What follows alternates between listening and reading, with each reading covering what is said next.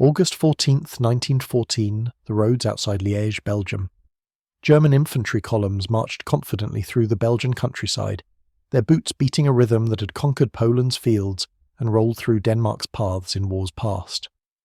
Behind them came supply wagons pulled by horses, field kitchens on wheels, and companies of cavalry scouts ranging ahead to probe enemy positions. This was warfare as Europe had known it for centuries. Horses, boots, steel. Then came the sound, a mechanical growl, growing louder, faster than any cavalry charge. The German soldiers looked up from their march to see something impossible. A steel monster on wheels, racing toward them at 25 miles per hour, faster than any horse could gallop for sustained periods. An 8mm Hotchkiss machine gun mounted on its rear swiveled toward the column. The Germans dove for cover as the machine gun opened fire, spraying hundreds of rounds per minute into their ranks. Before they could organize a response, the armored vehicle was gone, disappearing down the road in a cloud of dust, its engine noise fading into the distance. The soldiers climbed to their feet, staring at each other in confusion and fear. What was that thing? This was humanity's first encounter with the armored car in combat. A weapon that would shock infantrymen who believed earthen trenches and cavalry screens made them safe. A machine that moved faster than horses, hit harder than infantry rifles, and disappeared before traditional forces could respond. The Belgian Minerva armoured car had just announced the arrival of mechanised warfare. The year 1914 marked the twilight of an era. European armies still relied heavily on cavalry for reconnaissance, shock attacks, and pursuit of broken enemy formations. The horse had dominated warfare for 4,000 years. Commanders planned battles around cavalry manoeuvres. Infantry formed squares to defend against mounted charges. Artillery positioned itself to counter cavalry threats. But in workshops across Europe, engineers had been experimenting with a radical idea. What if you could take the new automobile, add armour plating, mount a machine gun, and create a mobile weapons platform that combined the speed of cavalry with the firepower of infantry? The concept wasn't entirely new. As far back as the 15th century, Leonardo da Vinci had sketched designs for armoured fighting vehicles. During the American Civil War, inventors proposed steam-powered armoured wagons. In 1899, British inventor Frederick Sims built the motor war car, mounting a Maxim machine gun on a Daimler chassis and adding 6mm armour plates. It was completed in 1902, too late for the Boer War, and the British military showed little interest. The French built the Charon armoured car in 1902, presenting it at an automobile exposition in Brussels. It featured a Hotchkiss machine gun and 7mm armour, but it remained a prototype, gathering dust in a warehouse. Before 1914, armoured vehicles existed, only as curiosities, museum pieces, and rejected prototypes. Military establishments didn't take them seriously. Why would you need an armoured automobile when you had cavalry? Then Germany invaded Belgium. Belgium in 1914 possessed something rare in Europe, an extensive network of paved roads and relatively flat terrain, perfect for wheeled vehicles. The Belgian army had already experimented with using standard automobiles equipped with machine guns for patrol work as early as 1912. When German forces crossed the border on August 4, 1914, Belgian officers realised they needed every advantage they could improvise. Lieutenant Charles Hencart was a cavalry officer who owned civilian automobiles. According to some accounts, his vehicles were luxury Minerva touring cars. Other sources suggest they were actually captured German vehicles, an Opel and a pipe truck seized from German forces on August 13th near Bonnef. The exact origin remains disputed by historians. What's certain is that Hencart took his vehicles to the Cockerill Works, a steel fabrication facility in Hoboken, and had them fitted with 4mm armour plating and armed with machine guns. The work was completed quickly, driven by desperation as German armies advanced toward Antwerp. The result was crude. No doors, forcing crews to climb over the sides, an open top that left the crew exposed to overhead fire, armour barely thick enough to stop rifle bullets. A machine gun mounted on a ring at the rear with a small shield for the gunner, but it worked. The Minerva armoured car was born from necessity, cobbled together from luxury automobile chassis never designed for military use. It weighed 4 tons. A 40-horsepower engine gave it a top speed of 25 miles per hour, impressive for 1914. The crew consisted of 4 men, driver, commander, gunner, and ammunition handler, though sometimes they squeezed in 6 when they needed extra riflemen. The single-body superstructure, nicknamed the bathtub because of its shape, provided minimal protection, but created something that had never existed before: mobile firepower that could strike and vanish before the enemy could respond. The first combat actions were reconnaissance missions. Hencart's armoured cars would race ahead of Belgian infantry, probing German positions, gathering intelligence, and harassing enemy columns. The speed was the key. Traditional cavalry scouts could be chased down by enemy cavalry. Infantry patrols moved at walking pace. But these armoured vehicles could cover ground faster than any horse and retreat before enemy forces could organise a counterattack. German infantry, trained to fight against cavalry charges in entrenched positions, had no doctrine for dealing with fast-moving armoured vehicles. Their rifles could penetrate the thin armour at close range, but hitting a target moving at 25 miles per hour required marksmanship most soldiers didn't possess. Artillery could destroy the vehicles, but by the time guns were positioned and ranged, the armoured cars were miles away. On September 8, 1914, near Werchter, a platoon of Minerva armoured cars encountered German forces. The vehicles fired over 1,400 rounds from their machine guns, inflicting approximately 200 casualties while covering the withdrawal of Belgian infantry. The Germans had never experienced anything like it. Cavalry charges could be countered with rifle volleys and bayonets. Infantry attacks could be repelled with machine gun fire from prepared positions. But these steel vehicles just appeared, unleashed devastating fire and disappeared. Near Zamel, Hencart's unit ambushed a German column, reportedly eliminating 25 soldiers before being forced to withdraw. The Germans began actively hunting the armoured cars, recognizing them as a unique threat. Traditional ambush tactics designed for cavalry didn't work, because the vehicles could reverse faster than horses could turn around. Infantry couldn't pursue on foot. The only solution was to set complex traps with multiple blocking positions, and hope the armoured cars drove into them. On September 5th, according to most reliable accounts, Hencart's armoured car encountered a German ambush near Westerlo. The details are murky, sources conflict on dates and circumstances, but the result was clear. Hencart was killed by gunfire. The open-top design of the early Minervas left the crew vulnerable to plunging fire and shots from elevated positions. One well-aimed bullet could kill the entire crew. Hencart became the first armoured car commander killed in action, but his legacy was already spreading. The Belgian High Command recognised what they had. Before the Minerva factory was captured by advancing German forces, approximately 30 to 35 armoured cars were produced.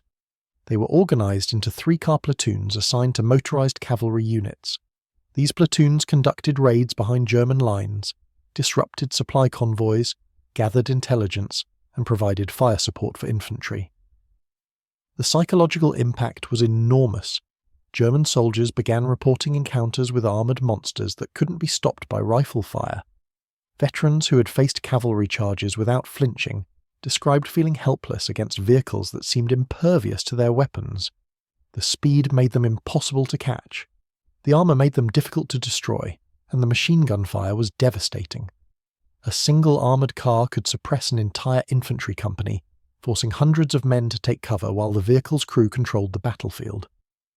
In late September, the mobile war of movement on the Western Front began transitioning to static trench warfare. After the Battle of the Yser in October 1914, the front lines solidified. Flooded fields and entrenched positions made wheeled vehicles impractical. The era of armoured car dominance in Belgium was brief, measured in weeks, but the impact reverberated across every army. The Belgian government formed a formal corps of armoured cars, some of which were eventually sent to fight on the Eastern Front in Russia, where mobile warfare continued. But on the Western Front, the future of armoured warfare would belong to tracked vehicles that could cross trenches, the tank. However, before tanks appeared, another nation was watching Belgium's armoured car experiments with intense interest: Britain. Wing Commander Charles Rumney Sampson was a Royal Naval Air Service officer stationed in France in August 1914. The Anas had been dispatched to Dunkirk to defend Britain against German Zeppelin raids. Sampson's squadron included aircraft, ground crews, and officers' private automobiles used for transportation. When pilots were shot down behind enemy lines, Sampson realized he needed a way to rescue them before German troops arrived. He began using automobiles for rescue missions, driving into contested areas to retrieve downed airmen. The vehicles were civilian cars, completely unprotected. After several close calls with German patrols, Sampson decided to improvise armour. He requisitioned his own Rolls-Royce touring car and a Mercedes, then convinced a local shipbuilder in Dunkirk to weld boilerplates onto the vehicles. They mounted Maxim machine guns in improvised mounts. These makeshift armoured cars proved remarkably effective. Sampson's men conducted armed patrols, rescued downed pilots, and harassed German positions. The combination of speed, firepower, and enough armour to stop rifle bullets created a tactical advantage that traditional cavalry couldn't match. News of these successes reached the Admiralty in London. Winston Churchill, then First Lord of the Admiralty, immediately recognised the potential. On September 3, 1914, he ordered the formation of the Royal Naval Armoured Car Division. The British military requisitioned every available Rolls-Royce Silver Ghost chassis in Britain. In September 1914, civilian production of the Silver Ghost essentially stopped as chassis were diverted to military use. A few wealthy citizens donated their personal Rolls-Royces for the war effort. Hugh Grosvenor, the second Duke of Westminster, contributed his 1914 Silver Ghost, which would see extensive combat in France and Egypt. The Rolls-Royce Silver Ghost was considered the best car in the world in 1914. Built between 1906 and 1926, it represented the pinnacle of luxury automobile engineering. A water-cooled six-cylinder engine produced 80 horsepower, exceptional for the era. The chassis was robust and reliable, designed to cover thousands of miles with minimal maintenance. It was expensive, exclusive, and completely wrong for military use, until someone armoured it. An Admiralty committee led by Flight Commander T.G. Hetherington designed the military conversion. They stripped the civilian bodywork, strengthened the rear axles to handle additional weight, and built an armoured superstructure from 12mm rolled steel plates riveted to a light frame. The most distinctive feature was a fully rotating turret mounted at the rear, housing a water-cooled .303-inch Vickers machine gun. The turret could traverse 360 degrees, allowing the gunner to engage targets in any direction. The engine hood and radiator received armoured shutters to protect against bullets while allowing air cooling. The complete vehicle weighed significantly more than the civilian version, but the powerful engine handled the load. Top speed dropped to around 45 miles per hour when fully loaded, still faster than any cavalry. The first 3 Rolls-Royce armoured cars were delivered on December 3, 1914. By that time, trench warfare had made wheeled vehicles largely obsolete on the Western Front, but the RNAS had bigger plans. 6 squadrons were formed, each with 12 vehicles. 1 went to France, 1 deployed to Africa to fight in German colonies. In April 1915, 2 squadrons shipped to Gallipoli. The armoured Rolls-Royces represented a dramatic escalation from the crude Belgian Minervas. Thicker armour, better weapons, superior mobility, and British industrial capacity to build them in meaningful numbers. German infantry encountering these vehicles faced a more serious threat than the early Belgian experiments. German soldiers had learned to respect Belgian armoured cars. British Rolls-Royces terrified them. The problem with armoured cars quickly became apparent. They needed roads. The Western Front after late 1914 was a moonscape of shell craters, mud, barbed wire, and trenches. Wheeled vehicles bogged down immediately. Artillery destroyed roads. Infantry could dig anti-vehicle obstacles in hours. The static nature of trench warfare neutralized the armoured car's primary advantage, speed and mobility. But in theatres where mobile warfare continued, armoured cars proved devastating. At Gallipoli in 1915, British armoured Rolls-Royces supported the landings at Sed El Bahr on April 25th. The car's Maxim guns laid down withering fire, allowing Irish landing forces to gain control of the beach. Squadrons 3 and 4 continued operating at Gallipoli through the summer until once again trench warfare made the vehicles impractical. In Africa, British armoured cars hunted German colonial forces across vast territories, where roads were rare but open terrain was common.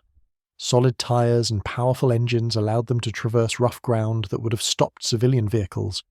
In the Middle East, armoured cars found their perfect battlefield. Wide deserts, primitive roads, and mobile enemy forces created ideal conditions for wheeled armoured vehicles. Hugh Grosvenor, the Duke of Westminster, commanded armoured car units in the Middle East and became legendary for his aggressive tactics. Lawrence of Arabia used Rolls-Royce armoured cars extensively during the Arab revolt against Turkish forces. He called the unit of 9 armoured cars more valuable than rubies. The vehicles could strike Turkish supply lines, retreat before reinforcements arrived, and cover distances that would have exhausted cavalry. In one action, a squadron of Rolls-Royce armoured cars covered over 100 miles in a single day, raided 3 Turkish positions, destroyed supply depots, and returned to base before Turkish commanders even knew they had been attacked. This was warfare at a tempo traditional forces couldn't match, but the real revelation of armoured car effectiveness came from observing infantry reactions. German infantrymen in 1914 were among the most professional soldiers in the world. They had trained extensively. Their doctrine emphasized aggressive assault tactics, fire discipline, and combined arms coordination. They had fought successfully in France, Belgium, and Poland. They did not panic easily, yet reports from German units that encountered armoured cars described confusion, fear, and a sense of helplessness. One German infantry report from August 1914 described a Belgian armoured car attack. The vehicle appeared without warning, moving faster than any cavalry charge. Before our officers could organise a response, the machine gun opened fire. The sound was continuous, not the deliberate firing of infantry weapons, but an unending roar. Men fell everywhere. We returned fire, but our bullets seemed to have no effect. The vehicle's armour protected it. After perhaps 30 seconds, the vehicle simply drove away. We counted 17 dead and 23 wounded. The entire engagement lasted less than 1 minute.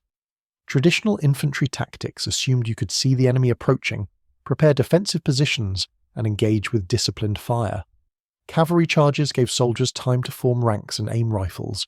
Even machine gun positions could be flanked or suppressed with artillery. Armoured cars destroyed these assumptions. They appeared too quickly for defensive preparation. Their armour defeated rifle fire, and they disappeared before artillery or counterattacks could be organised. The psychological impact went beyond the immediate casualties. Infantry soldiers were trained to believe earthworks and defensive positions made them relatively safe. Yes, artillery could hit you. Snipers were a constant danger, but you had cover, concealment, and the ability to fight back effectively. Armoured cars undermined this security. A soldier in a trench was supposed to be protected from cavalry. Horses couldn't jump trenches or charge through barbed wire, but armoured cars didn't need to cross trenches. They simply drove along roads near the trenches and machine-gunned soldiers who thought they were safe. One Belgian after-action report described this tactic. Our armoured car approached German trench lines from the flank, using the road that ran parallel to their positions.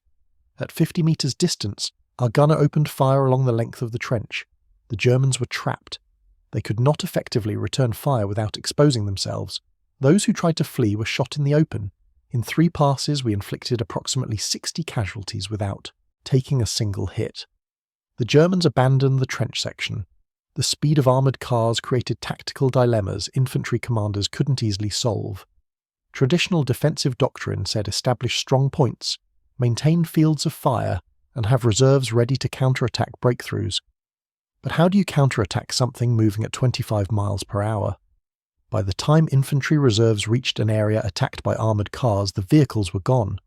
Cavalry couldn't catch them, artillery couldn't hit them, and they would return, attacking a different section of the line, keeping defenders constantly off balance. German cavalry units, accustomed to being the mobile strike force, found themselves outmatched. A cavalry squadron could charge at about 20 miles per hour for short distances before the horses tired. Armoured cars could maintain 25 miles per hour for hours, limited only by fuel, not animal endurance. When cavalry tried to chase armoured cars, the vehicles simply drove away.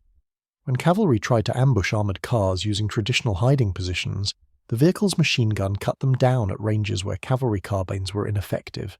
In several documented encounters, Belgian armoured cars engaged German cavalry with devastating results.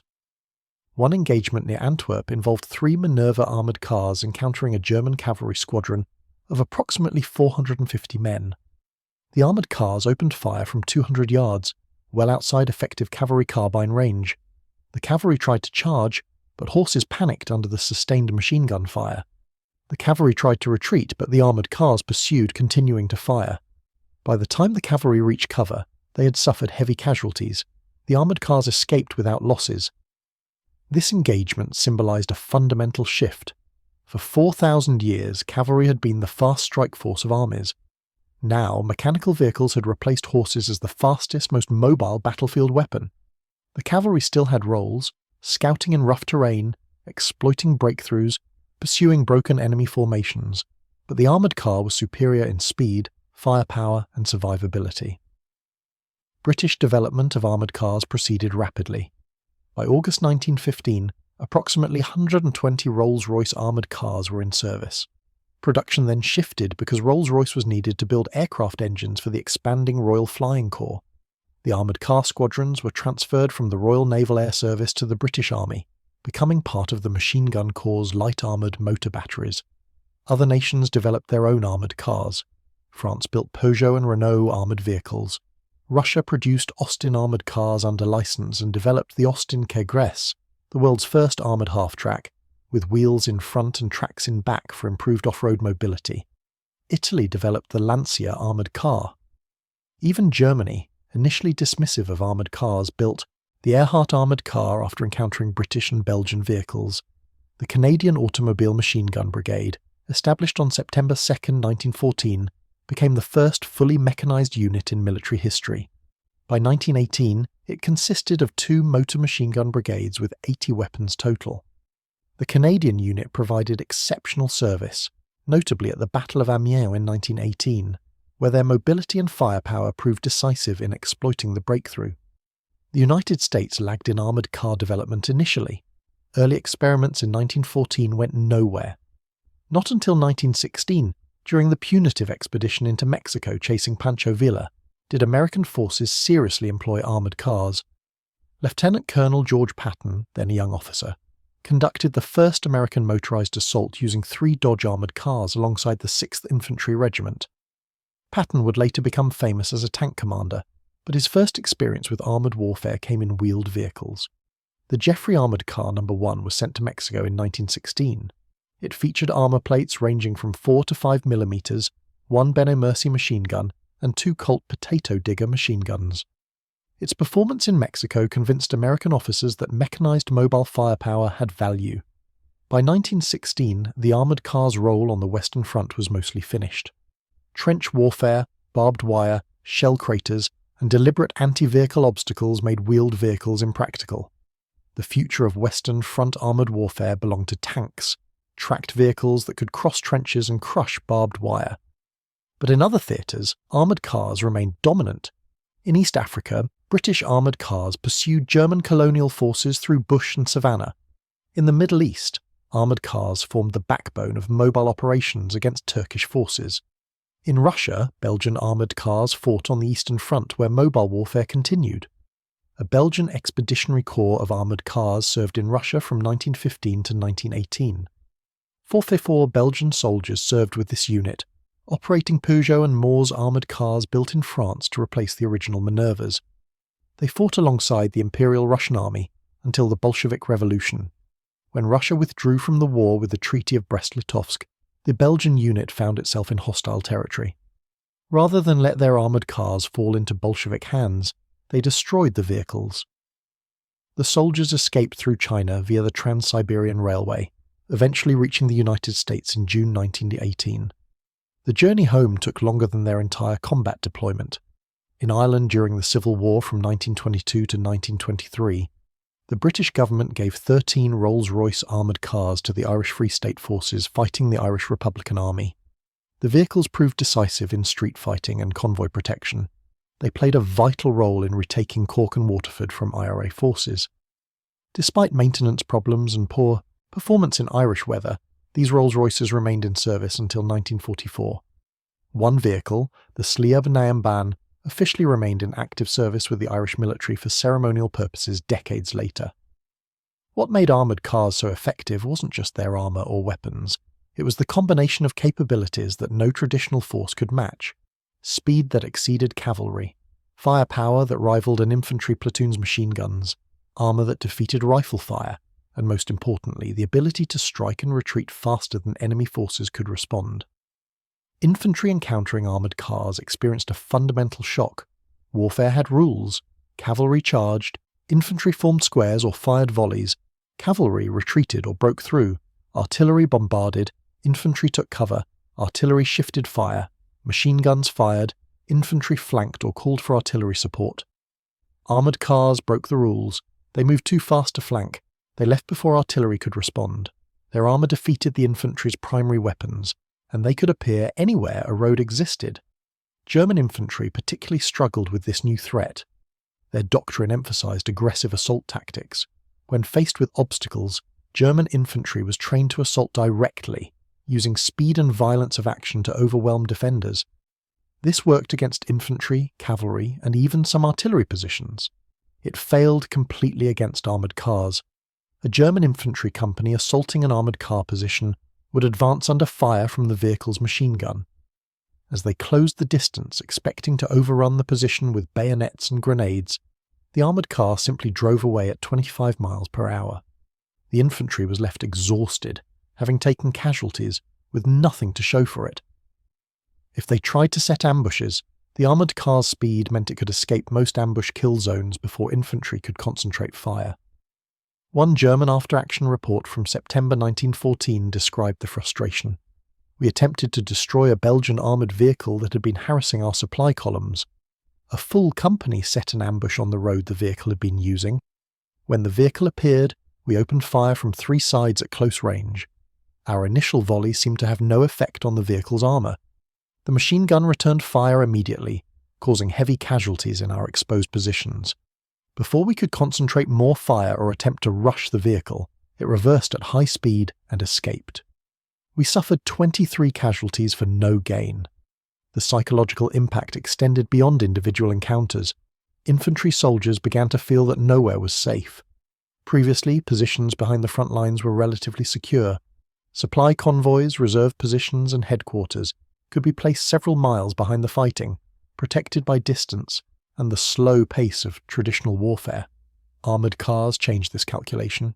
A vehicle, moving at 25 miles per hour, could penetrate 10 miles behind enemy lines in less than 30 minutes, conduct an attack, and return before response forces could be organised. Supply columns suddenly weren't safe 5 miles behind the front. Headquarters had to move farther back. Reserve positions needed to account for the possibility of armoured vehicles appearing without warning. German commanders found themselves spreading forces thinner, trying to protect areas they had previously considered secure. One notable example occurred in early September 1914 when Belgian armoured cars conducted a raid 10 miles behind German lines, attacking a supply depot. The vehicles destroyed several wagons, killed guards, and escaped before German reinforcements arrived.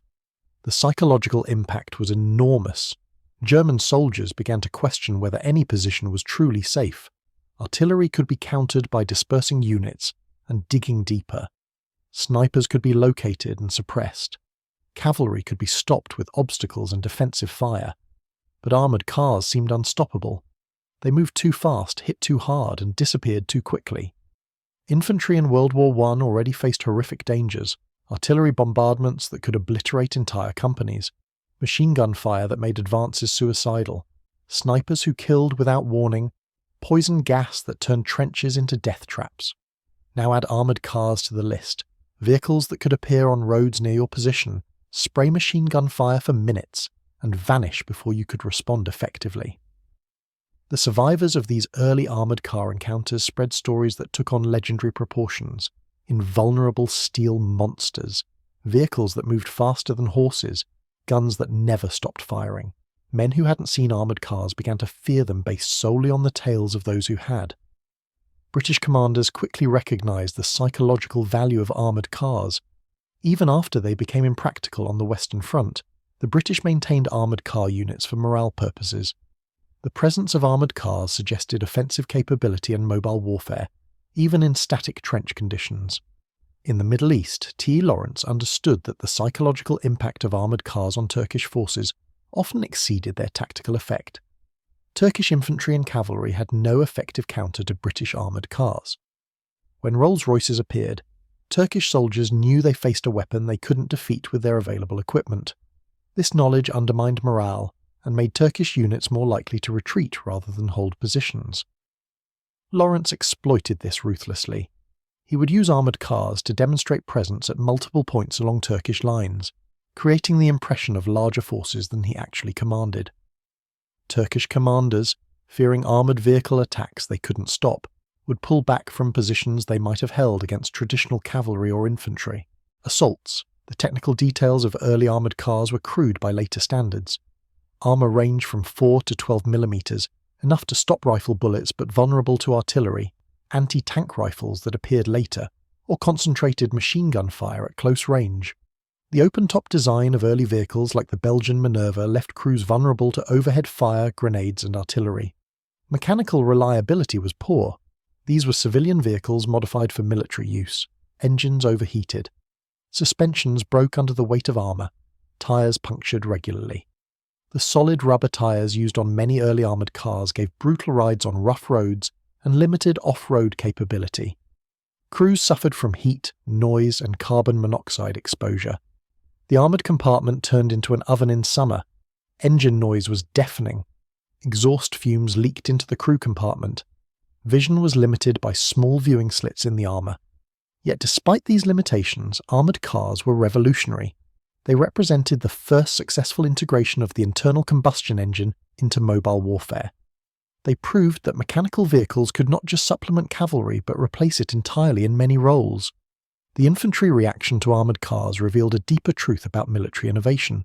Soldiers are trained to fight specific threats with specific tactics. When a completely new threat appears, one that existing tactics can't counter effectively, even professional soldiers experience shock and confusion. German infantry in 1914 were not cowards. They were professional, well-trained soldiers who had conquered Belgium and pushed deep into France, but they had no training, no doctrine, and no effective weapons for dealing with armoured vehicles moving at speeds they couldn't match. Protected by armour they couldn't penetrate with standard infantry weapons, and armed with machine guns that could suppress entire companies. The British historian B.H. Liddell Hart later wrote that the shock effect of new weapons often exceeded their actual tactical value. Armoured cars in 1914 perfectly illustrated this principle. Their actual combat effectiveness was limited by mechanical problems, thin armour, and vulnerability to artillery.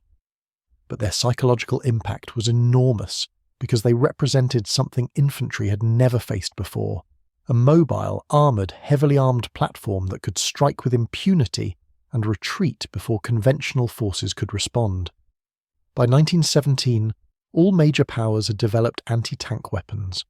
Armour-piercing rifles appeared. Artillery developed direct-fire techniques for engaging armoured vehicles. Doctrine evolved to include counter-mechanized tactics. The shock of the new war off as infantry adapted. But for those soldiers who encountered the first armoured cars in August and September 1914, the experience was traumatic. These men had enlisted or been conscripted expecting to fight a war similar to conflicts they had studied: cavalry charges, infantry assaults, artillery bombardments, siege warfare. Nothing in their training prepared them for steel vehicles that moved faster than cavalry and couldn't be stopped by rifle fire. The story of early armoured cars is often overshadowed by the later development of tanks. The Mark I tank that appeared at the Somme in September 1916 grabbed headlines and captured imagination. Tanks became the symbol of mechanised warfare. But armoured cars came first. They proved the concept of armoured mobile warfare 2 years before tanks appeared. They demonstrated that infantry could be shocked and suppressed by mechanical vehicles. They showed that traditional cavalry was obsolete against motorised opponents. The Belgian Minerva and British Rolls-Royce armoured cars weren't perfect weapons. They were improvised solutions to immediate tactical problems, but they worked.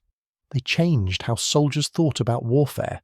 They introduced infantry to the concept that armour and engines could create tactical advantages that no amount of training or courage could overcome. German soldiers who survived encounters with early armoured cars went back to their units with stories of invulnerable steel monsters. These stories spread through the German army, creating a psychological vulnerability that British commanders exploited. When tanks finally appeared in 1916, German infantry already feared armoured vehicles based on their experiences with armoured cars. The panic that tanks initially caused among German troops was amplified by 2 years of stories about the unstoppable Belgian and British armoured cars. The development of armoured warfare followed a clear progression. Armoured cars proved the concept in 1914. Tanks overcame the limitations of wheeled vehicles, by using tracks to cross trenches and rough terrain.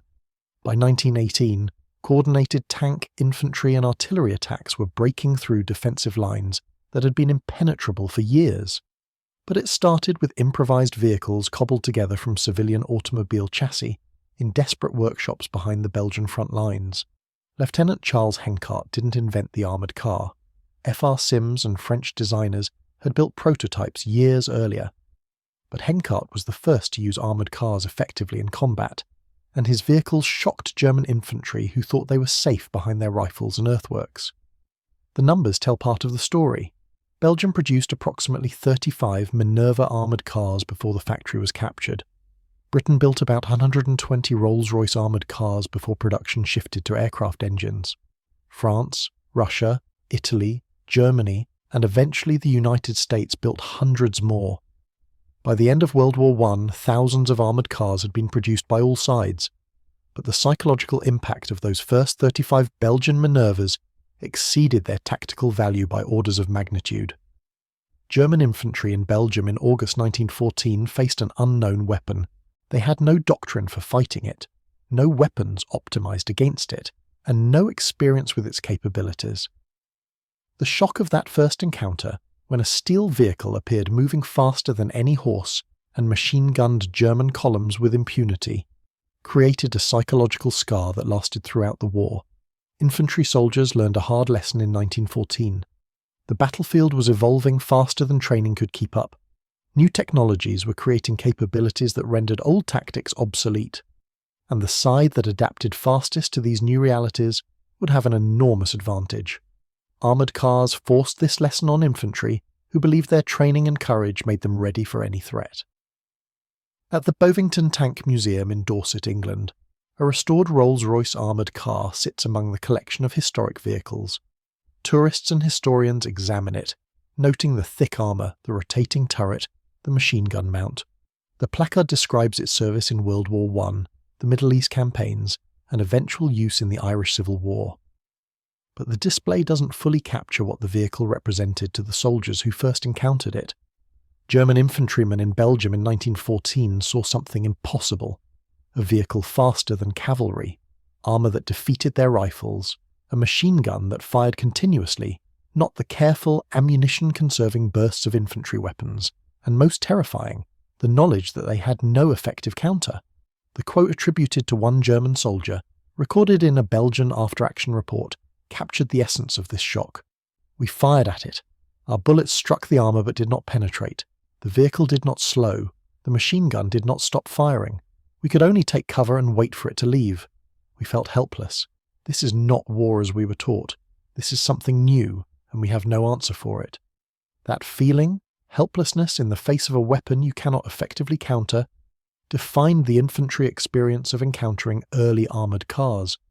It was the same feeling that later generations of soldiers would experience facing tanks, attack helicopters, and precision-guided munitions. The technology changed. The psychological impact remained the same. A new weapon appears. Your training doesn't cover it. Your weapons can't stop it. And you realise that the battlefield has evolved beyond your preparation. The First World War is remembered for many innovations. Aircraft that transitioned from reconnaissance to combat. Poison gas that turned trenches into death traps. Tanks that broke the stalemate of trench warfare. Submarines that nearly strangled Britain's supply lines. But armoured cars came first. In August 1914, weeks into the war, before gas, before tanks, before strategic bombing, before submarine warfare reached its peak, armoured cars announced that warfare had entered a new era. An era where engines and armour could create tactical advantages that traditional forces couldn't match. German infantry, who thought they were safe behind their rifles, learned otherwise. Belgian cavalry officers improvising armour onto civilian automobiles created weapons that shocked professional soldiers into helplessness. And the lesson echoed through military history. Adapt or die. Innovate or be destroyed.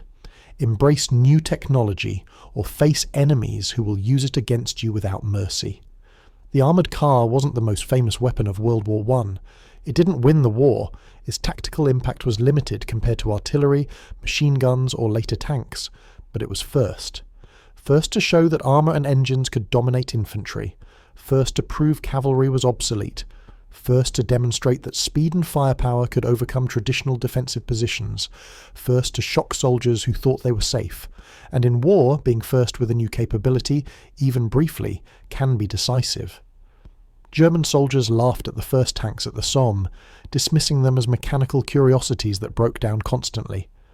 But they didn't laugh at armoured cars. They had learned that lesson in Belgium in 1914, when steel vehicles appeared without warning and machine-gunned their columns before vanishing faster than cavalry could pursue. Those who survived never forgot.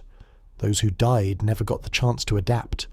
And warfare moved forward, leaving behind the age of horses and entering the age of armour, engines and mechanised death. The lessons learned from early armoured car encounters spread through military establishments worldwide, but implementation lagged behind understanding. Conservative military leadership, dominated by cavalry officers who had spent careers mastering mounted warfare, resisted the implications. In the German High Command, debate raged throughout late 1914 about how to counter armoured vehicles. Some officers argued for developing Germany's own armoured cars. Others insisted that improved anti-vehicle tactics and weapons were sufficient. A third faction dismissed armoured cars entirely as a temporary phenomenon that would disappear once trench warfare solidified. All three groups were partially correct and entirely wrong. Germany did develop armoured cars, but too slowly and in insufficient numbers. They did create anti-vehicle tactics, but these worked only when conditions favoured static defence. And armoured cars did become less relevant on the Western Front, but not because they were ineffective, rather because the terrain became impassable for wheeled vehicles. The real lesson, that mechanised warfare represented an irreversible shift in military technology, was lost in bureaucratic debates and institutional resistance. Meanwhile, practical soldiers on the ground were adapting rapidly. British armoured car crews developed sophisticated tactics that maximised their vehicles' strengths while minimising weaknesses. The doctrine of reconnaissance in force emerged, using armoured cars to probe enemy positions, force reactions and gather intelligence about defensive strength and disposition. These weren't blind charges into unknown territory. Crews learned to approach carefully, use terrain for concealment, and withdraw immediately when encountering prepared positions with artillery support. Lieutenant Colonel Hugh Grosvenor, the Duke of Westminster, became the exemplar of aggressive armoured car tactics. His philosophy was simple: strike fast, strike hard, and disappear before the enemy could coordinate a response. In the Western Desert and Middle East, Grosvenor led his armoured cars on raids that penetrated dozens of miles behind Turkish lines. His unit would attack at dawn, when Turkish forces were least prepared, hit multiple targets to create confusion about the raid's objectives, and extract before Turkish commanders could organise pursuit. One raid in early 1916 covered over 150 miles in 36 hours, attacked 6 separate Turkish positions, destroyed 2 supply dumps, captured or killed over 200 Turkish soldiers, and returned to British lines without losing a single vehicle. The Turkish commander's report to Constantinople described the attack as the work of at least a battalion-sized force with extensive cavalry support. In reality, it was 12 armoured cars with fewer than 60 men total. This multiplication of force through speed and surprise became a hallmark of effective armoured car employment. The Senussi campaign in Libya and Egypt from November 1915 to February 1917 demonstrated armoured cars operating in their ideal environment. The Senussi, a religious order allied with the Ottoman Empire and the Central Powers, launched attacks against British positions in Egypt's western desert. The vast open terrain with minimal vegetation meant that armoured cars could operate off-road, using hard-packed desert surfaces as readily as roads. British forces deployed armoured car sections that could patrol hundreds of miles of frontier with minimal logistical support. The Duke of Westminster's armoured cars pursued Senussi forces across the desert, engaging in running battles at speeds cavalry had never achieved. In one engagement near Bir Tunis on February 26, 1916, British armoured cars caught a Senussi force in open terrain. The Senussi had successfully defeated British cavalry units in previous encounters, using their knowledge of the terrain to ambush pursuers or escape into the desert when outnumbered. Against armoured cars, these tactics failed completely. The vehicles maintained pursuit for over 40 miles, continuously engaging with machine gun fire. Senussi forces couldn't outrun the vehicles, They couldn't hide effectively because the open desert provided little concealment.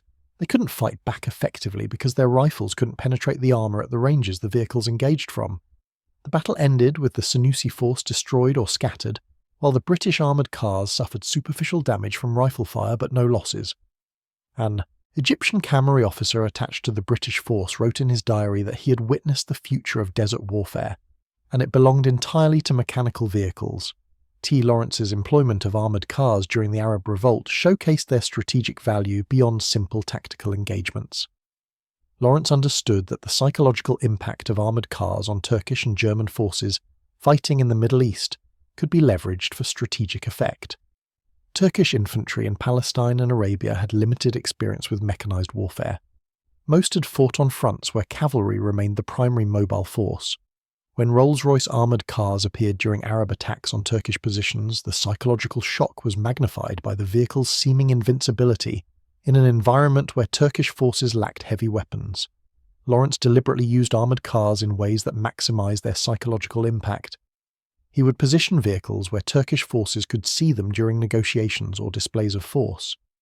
The presence of armoured cars suggested that British and Arab forces had unlimited access to modern military technology, reinforcing the narrative that the Ottoman Empire was fighting a losing war against industrially superior opponents.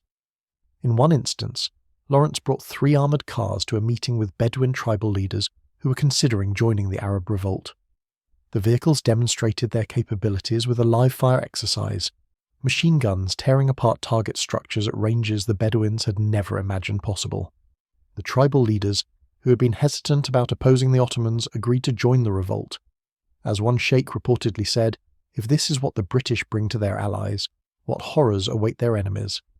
The psychological warfare aspect of armoured cars extended to their use against German advisory units attached to Turkish forces. German officers in the Middle East had extensive experience fighting on the Western and Eastern fronts, but most had not encountered armoured vehicles in situations where the vehicles retained mobility and tactical flexibility. When British armoured cars attacked Turkish positions advised by German officers, the Germans discovered that their tactical doctrine for the Western Front didn't transfer to the Middle Eastern theatre. On the Western Front, armoured vehicles could be channeled into kill zones, trapped by obstacles, or destroyed by pre-positioned artillery. In the open deserts and poorly developed road networks of the Middle East, these countermeasures were impractical or impossible. German advisors sent increasingly frustrated reports to Berlin, describing their inability to counter British armoured car tactics. One report from a German major attached to a Turkish unit in Palestine noted that British armoured cars operated with impunity, attacking at will and retreating before artillery could be brought to bear. The major requested anti-tank weapons, but these were in short supply even on the Western Front and couldn't be spared for secondary theatres. The result was a steady erosion of Turkish morale as soldiers faced an enemy they couldn't effectively fight. Turkish infantry began to dread the sound of approaching engines. Unlike artillery, which announced itself with the whistle of incoming shells giving soldiers seconds to take cover, armoured cars provided no warning until the machine gun fire began. The psychological toll of facing an enemy that could appear without warning, inflict casualties, and disappear before effective response was organised proved as damaging as the actual casualties inflicted. The development of counter-armoured car tactics by German and Turkish forces evolved slowly, hampered by limited resources and competing priorities. The first effective countermeasure was the most obvious: obstacles. Trenches, ditches, and barricades could stop wheeled vehicles, but these were static defences that required extensive labour to construct and could be bypassed by vehicles using alternate routes. In urban environments, barricades were more effective. German forces defending towns in France and Belgium learned to block streets with rubble, forcing armoured cars to approach predictably or not at all. But urban combat was a small fraction of the broader war, and even in cities, armoured cars retained advantages when used properly. The second countermeasure was concentrated fire. While individual rifle bullets might not penetrate armoured cars reliably, concentrated fire from multiple riflemen at close range could find weak points in the armour, jam vision slits, or wound exposed crew members. German doctrine evolved to emphasise that when armoured cars attacked, all nearby infantry should concentrate fire on the vehicle rather than seeking cover. This tactic worked sometimes, but required discipline under fire that inexperienced units often lacked. Veterans who had faced armoured cars multiple times learned to pick specific aiming points, the vision slits, the gun mount, the tyres, rather than simply shooting at the armoured hull. Puncturing tyres was particularly effective, though solid rubber tyres used on many armoured cars could run flat for limited distances. The third and most effective countermeasure was artillery employed in a direct-fire anti-vehicle role. Field guns loaded with armour-piercing shells could destroy armoured cars at ranges where the vehicle's machine guns were ineffective.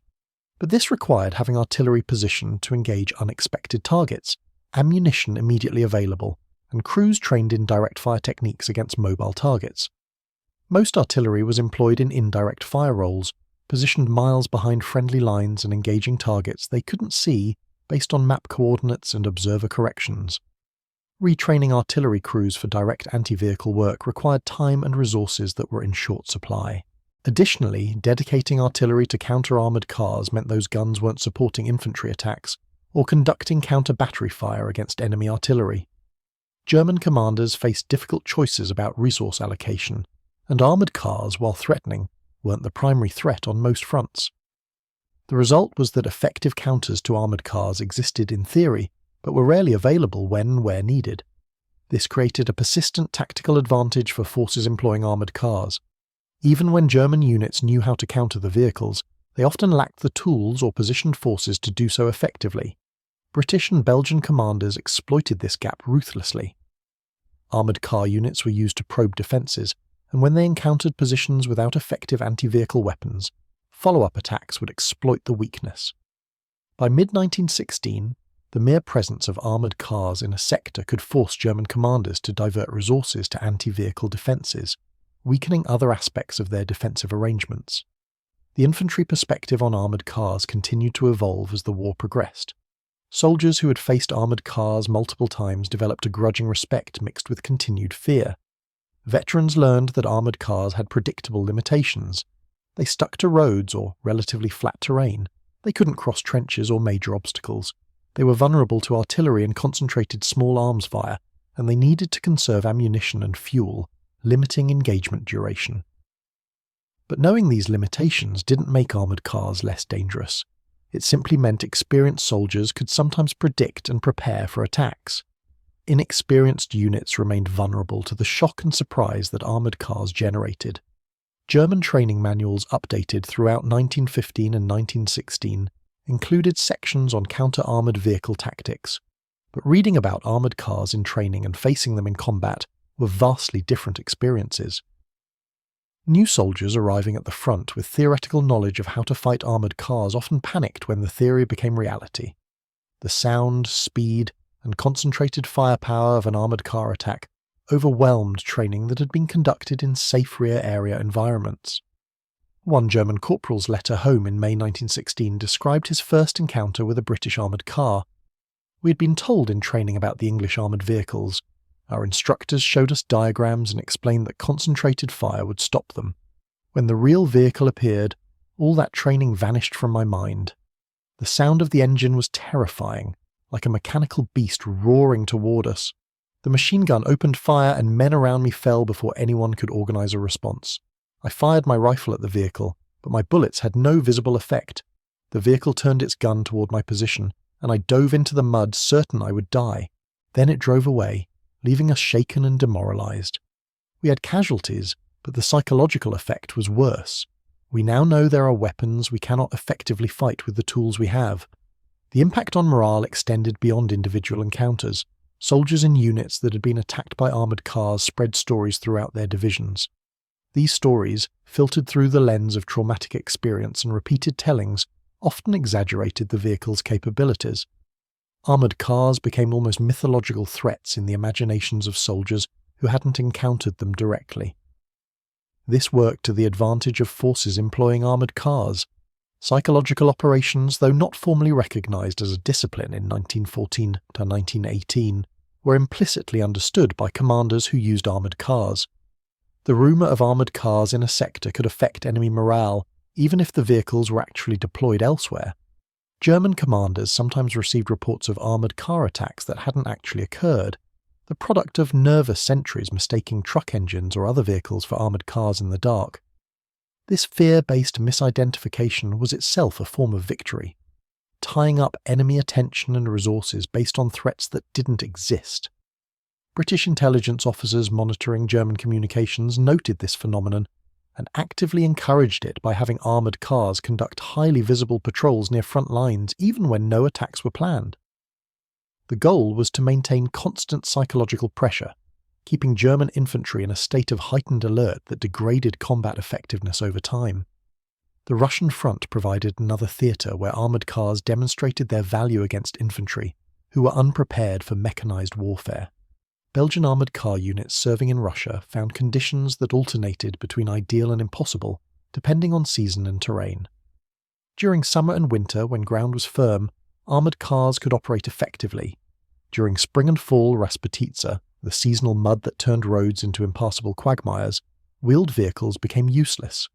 Russian developments in half-track vehicles, combining wheels for steering and tracks for propulsion, represented an attempt to create vehicles that could operate in conditions where pure-wheeled vehicles failed. The Austin Kegress half-track, developed by Adolf Kegress while working for Tsar Nicholas II, used rubber tracks that provided better cross-country mobility than wheels while maintaining some of the speed advantages. These vehicles influenced later German half-track development in the interwar period. German and Austro-Hungarian forces on the Eastern Front encountered both Belgian armoured cars and Russian armoured vehicles with mixed results. The vast distances and fluid front lines of the Eastern Front made armoured cars particularly effective for exploitation and pursuit operations. When infantry lines broke, armoured cars could pursue retreating forces faster than cavalry, inflicting casualties and preventing reorganisation. Several Eastern Front battles saw German or Russian forces routed partially because armoured cars prevented orderly withdrawal, continuously harassing retreating columns faster than infantry could march. The technological evolution of armoured cars during World War I reflected broader lessons about military innovation. Initial designs like the Belgian Minerva were improvised solutions to immediate problems. Subsequent designs incorporated lessons learned, thicker armour, fully enclosed fighting compartments, better engines, and improved weapons mounts. By 1918, armoured cars like the British Rolls-Royce and the Austin represented mature designs that would influence armoured vehicle development for decades. The Rolls-Royce armoured car pattern established design principles that became standard: a rotating turret for all-around fire capability, armour thick enough to defeat rifle fire but light enough to preserve mobility, reliable engines with adequate power for the armoured weight, crew positions that allowed drivers to focus on driving while gunners engaged targets independently. These seem obvious in retrospect, but they were revolutionary innovations in 1914-1916. The Indian Army's employment of Rolls-Royce armoured cars in Mesopotamia and Persia during campaigns against Turkish forces demonstrated the versatility of properly designed armoured vehicles. In the brutal heat of the Middle Eastern summer, where temperatures exceeded 120 degrees Fahrenheit, British armoured cars continued operating while cavalry horses suffered from heat exhaustion. The vehicle's ability to carry water, ammunition, and supplies while maintaining combat capability made them more sustainable than traditional mounted forces in desert environments. Indian Army reports noted that a single armoured car section could patrol frontiers that previously required entire cavalry squadrons, freeing troops for offensive operations. The Australian Light Horse and New Zealand Mounted Rifles serving in the Middle East developed cooperative tactics combining traditional cavalry with armoured car support. Cavalry would locate enemy positions through reconnaissance. Armoured cars would then attack, suppressing enemy forces while cavalry manoeuvred to flanking positions. This combined arms approach leveraged the strengths of both forces, the cavalry's ability to operate in rough terrain where vehicles couldn't go, and the armoured cars' firepower and protection. The Battle of Beersheba on October 31, 1917, though primarily remembered for the Australian Light Horse charge, was preceded by armoured car reconnaissance and fire support that suppressed Turkish positions. The success of the cavalry charge was partially enabled by armoured cars fixing Turkish attention and drawing fire away from the mounted assault. This integration of old and new technologies reflected a mature understanding of how mechanised forces could complement rather than simply replace traditional arms. In the African campaigns, British and South African forces used armoured cars extensively against German colonial forces in what is now Tanzania. The terrain ranged from open savanna to dense bush, requiring improvised modifications to vehicles. Some units removed armour from less critical areas to reduce weight, improving mobility and soft ground. Others added shields and mesh to protect against the setsflies that killed horses, but didn't affect mechanical vehicles, giving armoured cars a unique advantage in regions where mounted forces couldn't operate due to disease. General Jan Smuts, commanding British Empire forces in East Africa, reported that armoured cars were invaluable for the campaign's success.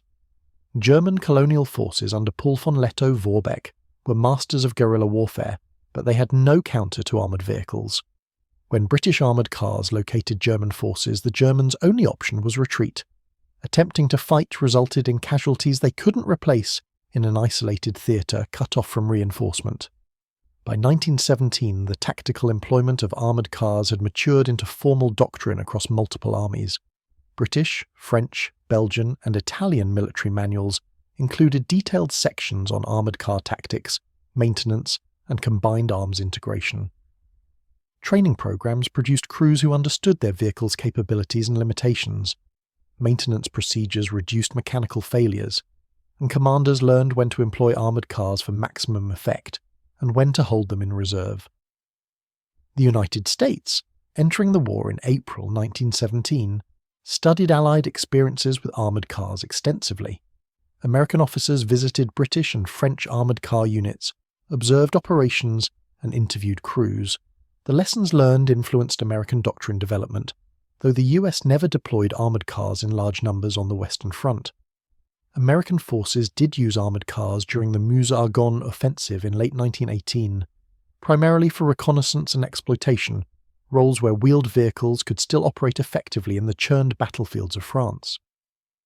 The final year of the war saw armoured cars participating in the breaking of the Hindenburg Line and the subsequent pursuit of German forces.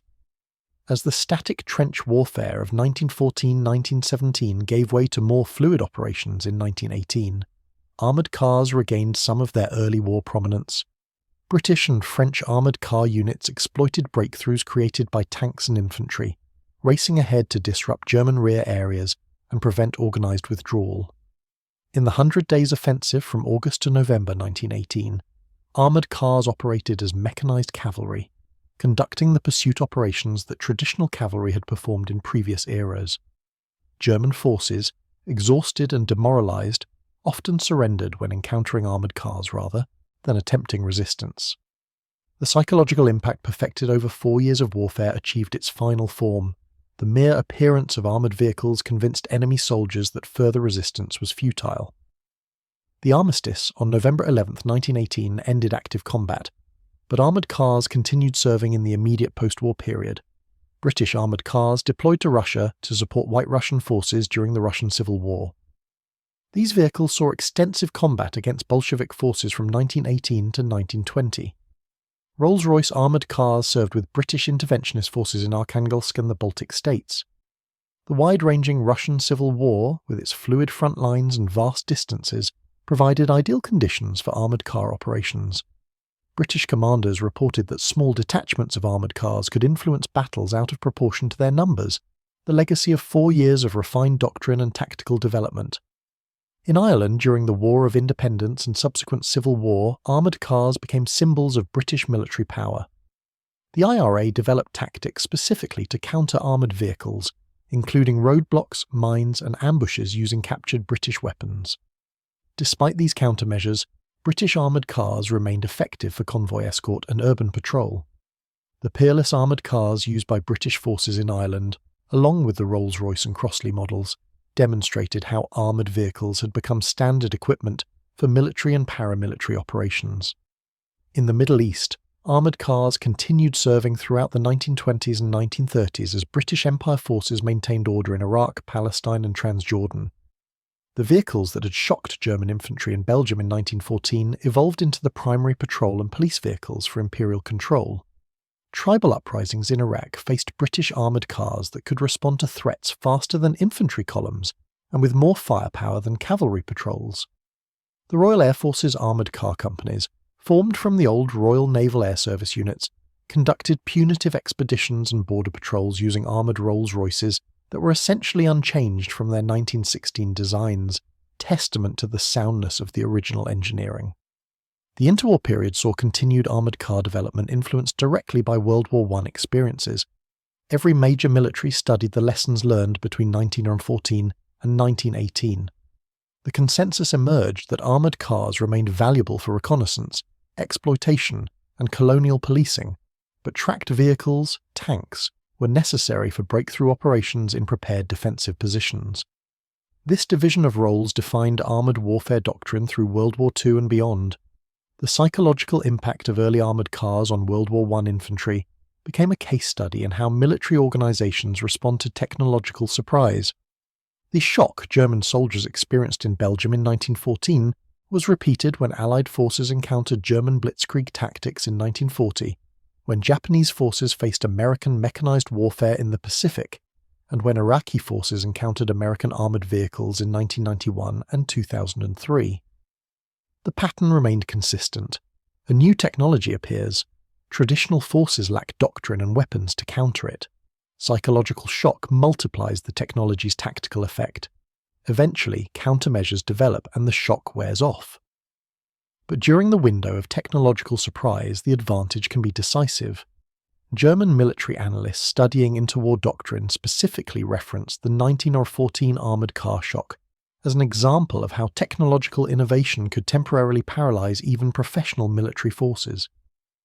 The lesson for German military planners was clear: maintain technological edge, implement innovations aggressively, and exploit the shock period before enemies adapt.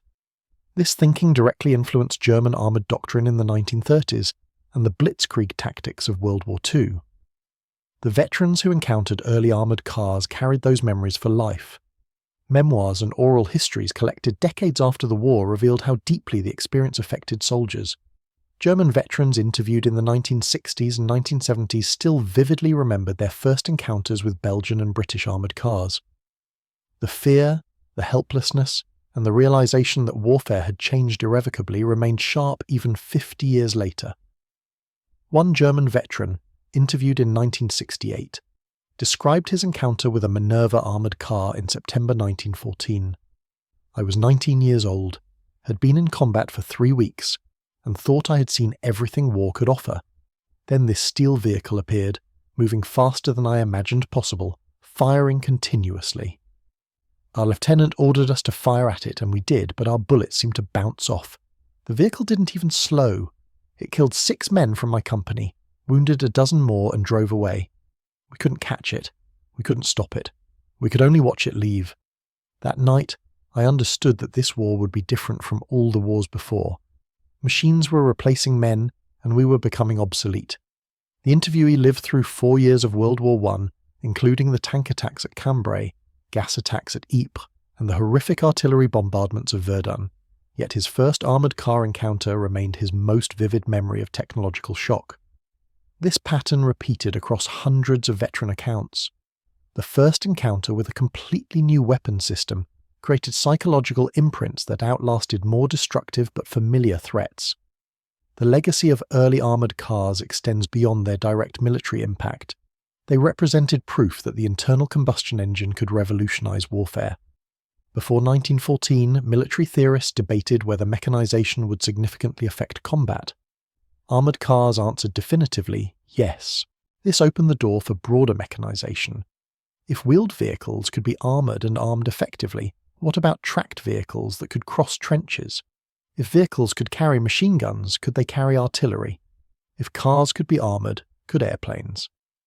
The cascade of innovation that characterised 20th century warfare began with those improvised Belgian Minervas in August 1914. The engineers who designed early armoured cars came from civilian automotive backgrounds. They weren't military officers or weapons designers. They were automobile engineers who applied civilian technology to military problems. This pattern of civilian technological expertise driving military innovation became standard in the 20th century. The relationship between industrial capacity and military power, fully revealed during World War I, started with armoured cars demonstrating that industrial nations could rapidly convert civilian products into effective weapon systems. The Belgian Minerva was a luxury automobile one day and an armoured fighting vehicle the next, transformed in a matter of days by welding plates to a civilian chassis. The speed of this transformation shocked military establishments as much as the vehicles shocked infantry.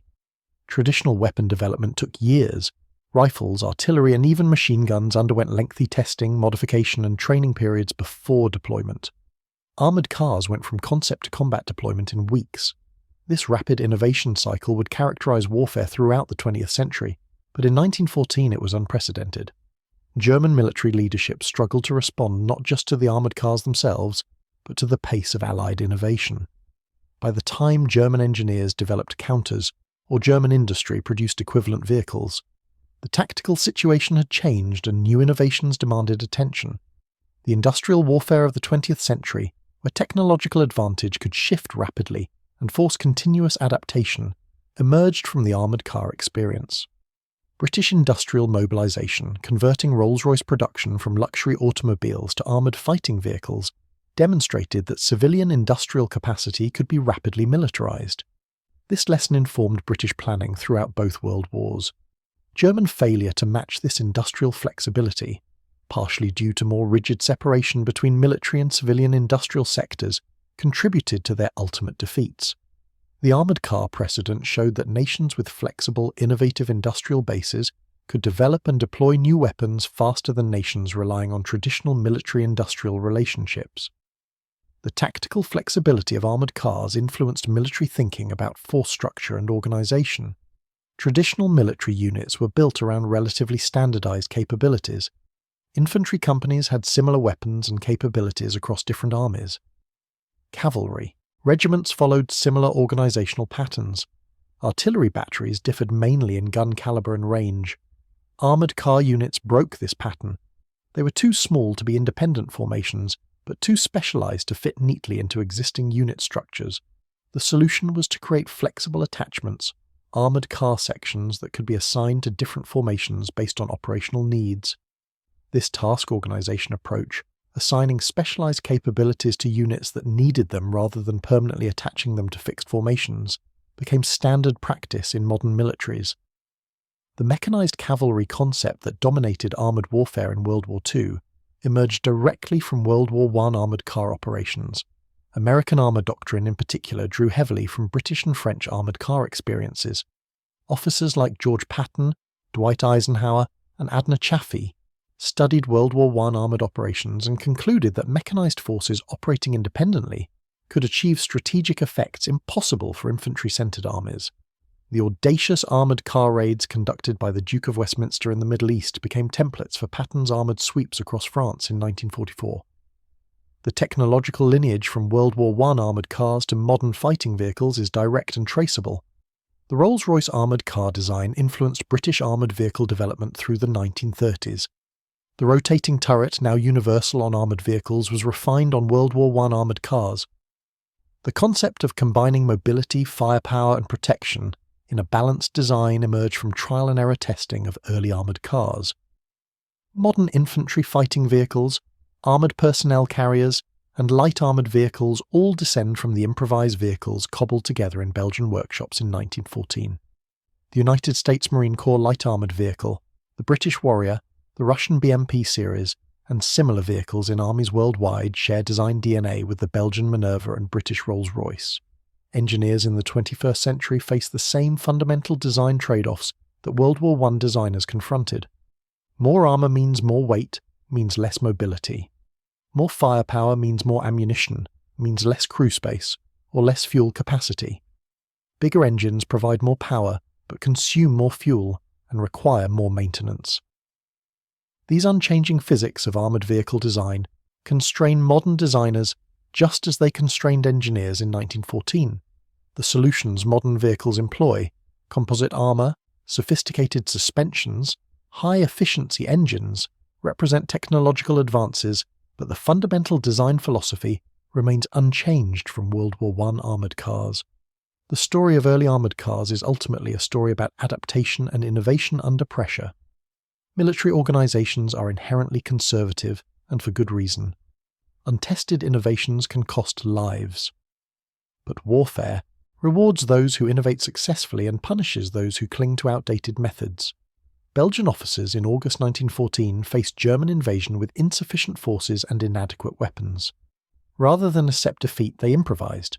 They took civilian vehicles, added armour, mounted weapons, and created a capability that shocked one of the world's most professional armies. This improvisational spirit, turning civilian technology into military advantage through creative adaptation, characterised Allied success throughout World War I. British armoured car development followed a similar path. Naval officers, not army officers, recognised the potential. They bypassed traditional military procurement and requisitioned civilian vehicles. They worked with civilian engineers and manufacturers rather than relying solely on military arsenals. And they deployed the vehicles into combat before formal doctrine existed, learning through experience rather than waiting for perfect solutions. The contrast with German approaches is instructive. German military culture emphasised thorough planning, comprehensive testing, and systematic implementation. When Germany decided to develop armoured cars, the process followed proper channels through military bureaucracy. Designs were submitted, reviewed, tested, modified, and eventually approved. By the time German armoured cars reached combat units, the tactical situation had evolved and the vehicles were less relevant. The lesson that speed of innovation matters as much as quality of innovation took Germany decades to learn. The interwar German military, analysing their World War I defeat, concluded that technological flexibility and rapid implementation were critical. This influenced their aggressive development of tanks, aircraft, and combined arms tactics in the 1930s. The German Blitzkrieg of 1939-1941 represented lessons learned from being on the receiving end of rapid Allied innovation in 1914-1918. The human cost of technological surprise deserves emphasis. German soldiers killed or wounded by armoured cars in 1914 and 1915 died because their military leadership hadn't prepared them for mechanised warfare. They had rifles effective against infantry and cavalry. They had tactics refined through generations of experience. They had courage and training. But they didn't have the tools or knowledge to counter a new threat, and they paid with their lives. This pattern repeated throughout the 20th century, as successive waves of innovation created new ways to kill. Soldiers facing tanks for the first time, infantrymen encountering attack helicopters, armies targeted by precision-guided munitions, all experienced the same dynamic that German infantry faced in 1914. Your weapons don't work, your tactics are obsolete, and you die before you can adapt. The moral dimension of technological warfare, whether it's ethical to deploy weapons against enemies who lack effective counters, was debated throughout the 20th century. The armoured car encounters of 1914 raised these questions early. Was it fair to use armoured vehicles against infantry armed only with rifles? The answer from military and political leaders was unambiguous. War isn't about fairness, it's about winning. Technological advantage should be exploited ruthlessly, because the enemy would do the same if positions were reversed. This utilitarian ethics of warfare, that the side with better technology should use it to minimise their own casualties even if it maximises enemy casualties, became the prevailing view. The alternative, limiting military technology to ensure equal combat conditions, was rejected as naive. German development of their own armoured cars, gas warfare, and improved anti-tank weapons proved that all sides pursued technological advantage without moral hesitation. The final reckoning of armoured cars in World War I defies simple quantification. How do you measure the value of psychological impact? If armoured cars caused German units to withdraw from positions they might have held, preventing battles that would have cost thousands of lives, how do you calculate that in traditional metrics of military effectiveness? Armoured cars didn't win World War I. Artillery, machine guns, logistics, blockades, and ultimately the entry of the United States into the war were far more decisive. But armoured cars contributed disproportionately to their numbers. A few hundred vehicles, crewed by a few thousand men, influenced operations involving millions of soldiers. They forced doctrinal changes, diverted resources to countermeasures, degraded enemy morale, and demonstrated that mechanised warfare was viable. Their greatest contribution was proving the concept. They showed that armour, engines, and firepower could be combined into effective weapon systems. They validated the theories of military reformers who argued that technology would revolutionize warfare. And they terrified soldiers who thought they understood combat, showing that the battlefield was evolving faster than training and experience could accommodate. The infantry who encountered early armoured cars learned a harsh lesson. Safety is an illusion. The trench that protected you from cavalry might not protect you from vehicles. The rifle that defeated infantry attacks might not stop armoured cars. The courage and training that made you an effective soldier might not save you from weapons you've never encountered. This existential insecurity, never knowing what new horror technology might unleash, defined the soldier's experience in the 20th century, and it started with steel vehicles racing down Belgian roads in August 1914, machine guns blazing, shocking German infantry who thought they were safe behind their rifles and training. They weren't safe, they were obsolete, and warfare moved forward without them.